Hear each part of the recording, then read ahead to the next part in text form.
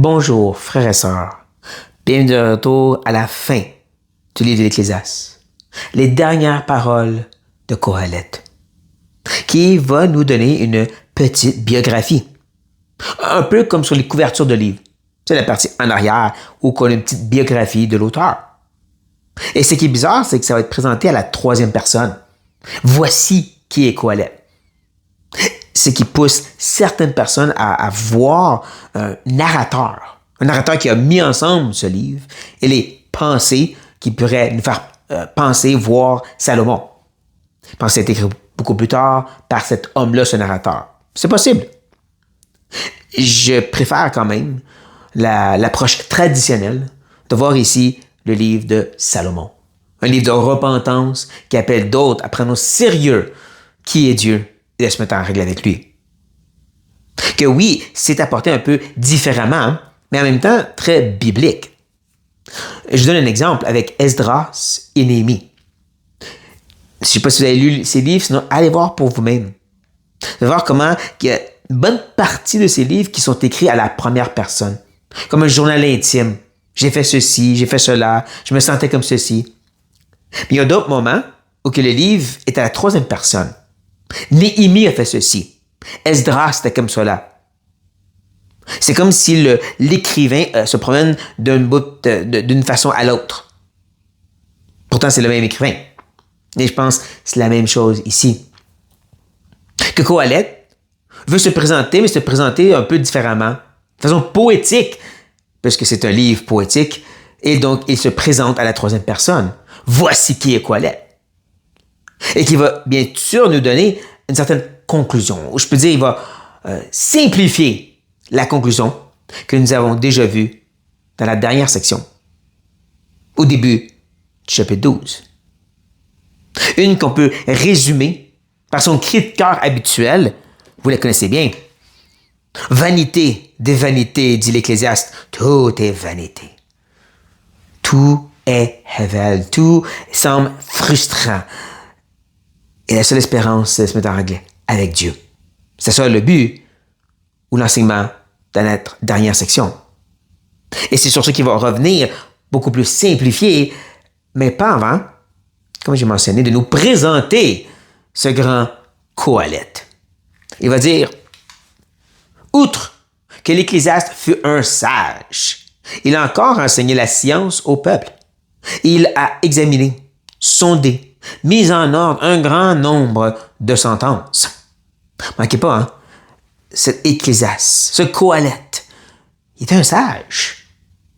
C'est un homme qui a enseigné la science, la sagesse, la vérité au peuple.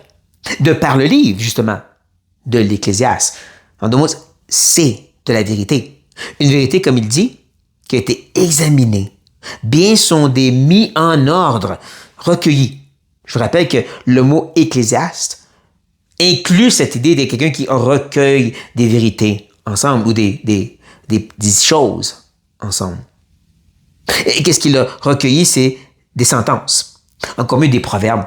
Ouais, c'est le mot proverbe ici. Pensez pas juste au livre de proverbes, mais pensez comment ça nous dit dans les livres historiques que Salomon aurait écrit au-dessus de 3000 proverbes.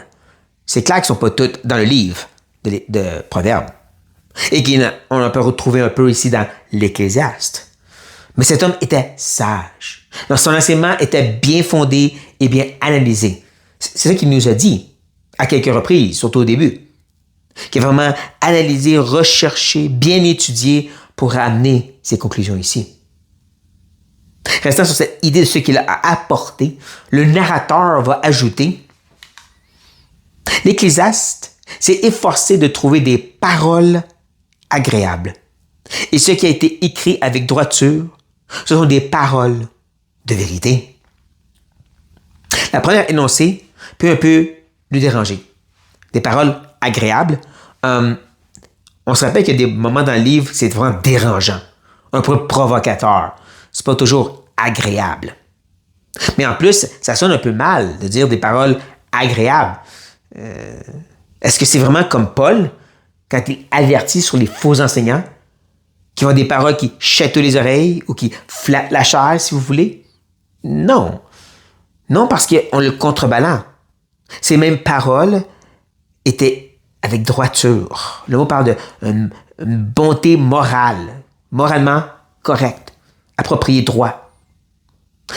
Le narrateur nous rappelle, ce qui est écrit dans le livre de l'Ecclésiaste, c'est pas contraire à l'enseignement de Dieu, dans le reste de sa parole. Au contraire, c'est bien droit et en ligne avec ça et la vérité en soi. C'est juste qu'il l'a apporté d'une façon qui était agréable et intéressante à entendre. On l'a vu, des paroles poétiques, des images frappantes et des poèmes même en soi. C'est un peu justement l'appel de tout enseignant. Non seulement d'amener la vérité de Dieu, mais de l'amener de façon qui est intéressante, qui capture l'attention des lecteurs ou des auditeurs. Et Qoheleth a bien fait ça. Toujours en étant concentré sur ses paroles, le narrateur ajoute « Les paroles des sages sont comme des aiguillons, et à rassembler en un recueil, elles sont comme des clous plantés, donnés par un seul maître. » Ça revient sur des expressions que j'ai déjà utilisées à travers cette série. Comment, des fois, il utilise un peu un aiguillon à bœuf, en fait, pour nous piquer, pour nous faire avancer, pour nous déranger. Il fait comme tous les autres sages parce qu'il en tient un aussi. Mais ensuite, c'est clous. Ces clous recueillis, il y en avait plusieurs ensemble. Ou plus exactement ici, le mot, c'est des piquets, comme des piquets qui tenaient une tente pour ne pas partir au vent. Pour qu'ils soient apportés à tout vent de doctrine, si vous voulez. Encore, le livre d'Ecclésiaste contenait ces clous aussi. Des vérités qui nous solidifiaient pour ne pas partir à droite et à gauche. Donc, autant qu'il nous faisait avancer, que des fois, il nous installait bien comme il faut dans la vérité. C'est ça qu'un sage fait. C'est ça que ses paroles sont supposées faire. C'est comme ça qu'ils sont supposés d'agir. Et tout ça vient d'un seul maître. Certains croient qu'il fait référence à lui-même.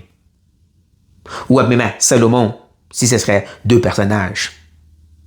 Je crois qu'il est préférable, comme plusieurs autres, de voir ici Dieu lui-même. C'est lui le maître. Même que le mot parle de berger. C'est lui d'où qu'on a ces vérités qu'on partage aux autres. On ne réinvente pas la roue. C'est à ce point ici que le narrateur va un peu s'enlever son déguisement. Va enlever justement et nous montrer que c'est encore Qoheleth. Qoheleth qui fait semblant d'être un narrateur, comme je disais tantôt, parce qu'il va maintenant dire « Du reste, mon fils ». Comme il le fait à travers le livre, il revient au fait qu'il s'adresse à ceux qui l'écoutent. « Du reste, mon fils, tire instruction de ces choses. On ne finira pas. Si l'on voulait faire un grand nombre de livres et beaucoup d'études, est une fatigue pour le corps. » Tu vois? C'est inutile de trop étudier la Bible, trop vouloir comprendre la doctrine et la théologie. C'est ce qu'il dit. Pas exactement. Arrêtez ce qui essaie de nous communiquer. Ce qu'il veut dire à son fils, c'est surtout trouvé dans la première énoncée.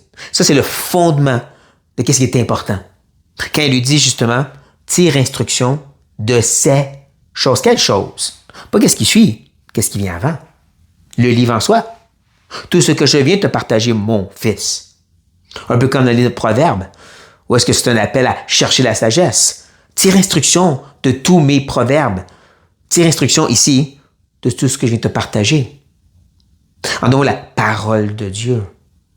C'est ça la source de toute la vérité, de tout ce qu'il nous faut pour la foi et la piété. Ce qui est fatigant, c'est tous les autres efforts de comprendre la vie. Ce qui veut dire par un grand nombre de livres puis beaucoup d'études, c'est qu'est-ce qui est à part de la révélation de Dieu. Qoheleth, il en a parlé, encore, quand il expliquait qu'il a recherché dans la folie, en d'autres mots, les autres écrits, les autres philosophies ou religions. Et c'est ça qu'il appelle justement fatigant. D'autres livres, d'autres efforts pour comprendre la vie autre que la révélation donnée une fois pour toutes par Dieu. Tristement, on a la misère à comprendre ça, même de nos jours, dans le monde chrétien. Oui, parce que on va dire la Bible, c'est tout ce qu'il nous faut. Mais on va beaucoup écouter d'autres hommes. Lire leurs livres. Et bien souvent, ces enseignements sont à côté. C'est fatigant pour l'âme parce que ce n'est pas une exposition et explication de la parole de Dieu. C'est plus justement leur pensée. C'est des savoirs pour aller à côté. Même si j'utilise des versets ici et là. Non, ce qui est mieux, c'est quelqu'un qui va seulement prendre ce que Dieu a dit et nous aider à le comprendre. Pièce par pièce par pièce. En un mot d'exposer un livre ou un passage au complet. Comme je cherche à faire sur ce site et plusieurs autres. C'est ça qui est fatigant pour le corps. C'est ça qui est nocif et dangereux. Reviens à ce qui était donné et tire instruction de ceci, mon fils. Et c'est là qu'il est prêt à revenir sur cette grande conclusion. Donc, c'est quoi cette instruction? Si tu te demandais encore, écoutons la fin du discours. Crains Dieu et observe ses commandements. C'est là ce que doit faire tout homme. C'est simple, n'est-ce pas? Cette crainte de Dieu, révérence, amour relationnel qui nous amène à donc obéir à ses commandements. Jésus le dit, si vous m'aimez, gardez mes commandements. Même Jean, dans 1 Jean l'enseigne, aimer Dieu veut dire aimer ses commandements, vivre dans la lumière. Sinon, tu ne l'aimes peut-être pas, tu ne le connais pas. Non, c'est relationnel ce qu'il présente devant eux. Et comme je dis, c'est vraiment une version hyper simplifiée de ce qu'il cherche à communiquer, à présenter dans la première section du chapitre 12. Crains Dieu et observe ses commandements. Rappelons-nous que Jésus nous a donné le plus grand et plus important des commandements. Et c'est pas aime ton prochain. L'idée, c'est croire au Seigneur Jésus. C'est ça la grande œuvre qui sauve. Encore mieux, repens-toi et crois à l'Évangile. C'est ça qu'il nous faut. Et ça, c'est pour tout homme, comme il dit ici. C'est l'œuvre de tout homme. Et c'est pour ça que je pense que ce livre a un aspect qui est apologétique, qui est fait pour tendre la main vers les autres peuples, nations. Parce que c'est pour eux aussi, ça. C'est pour eux aussi, et voici pourquoi. Car Dieu amènera toute œuvre en jugement au sujet de tout ce qui est caché. Soit bien, soit mal. Ça, c'est une autre partie de ce que nous avons vu justement dans la première section. Il faut se mettre en règle avec Dieu, le craindre, l'obéir, parce qu'il y a un temps qui va être trop tard. Parce qu'il y a un temps que le jugement va venir. Parce que ça va être trop tard à un certain point. C'est un appel à tous. Repentez-vous et croyez. Mettez-vous en règle avec Dieu. Maintenant, si c'est le cas, c'est ce que nous avons fait. Amen. Et donc, on prend au sérieux les autres enseignements de tirer instruction de ce qui était partagé. De cette seule source qu'il nous faut, sa parole. On va chercher ces piquets de vérité pour bien les enfouir dans la terre et rester solides. Et on prend en sérieux aussi les aiguilles en bœuf. Dans ces paroles plus provocatrices, dans la parole qui nous challenge, nous met au défi, ce qui doit être mis à mort. Comment on doit vraiment aimer nos frères et sœurs. 1 Corinthiens 13. Tout ceci, on cherche à le vivre et mettre en pratique par amour pour lui. Donc, j'espère que vous avez apprécié cette étude du livre. Ça vous a motivé d'aller le lire pour vous-même. Peut-être retourner vers les vidéos que vous avez manquées pour mieux comprendre tout le livre. Et qu'est-ce qu'on va faire après ceci? Vous allez voir sous peu. Sur cette note, soyez bénis.